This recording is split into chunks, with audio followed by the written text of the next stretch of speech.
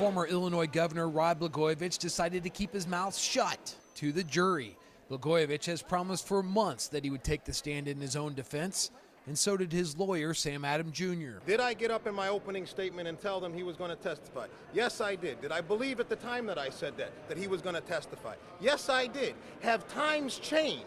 They certainly have. The defense team believes the prosecution failed to come through with several key witnesses against the former governor, causing them to change their defense. Before this trial began, the Blagojevich defense team tried to subpoena President Obama to come here and testify.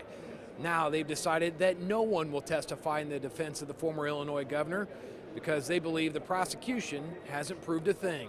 We think by putting him up there to answer anything makes it seem as if the government was right, that he'd had something to answer. In the tapes that the government played, they proved, as I said all along, that I did nothing illegal. In fact, they proved that I sought the advice of my lawyers and my advisors. They proved that I was on the phone talking to them, brainstorming about ideas.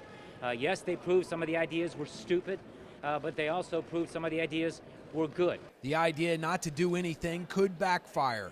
Jurors are left to think about why a defendant who talks to everyone won't take the stand. I've learned a lot of lessons from this whole experience, and perhaps maybe the biggest lesson I've learned is that I talk too much.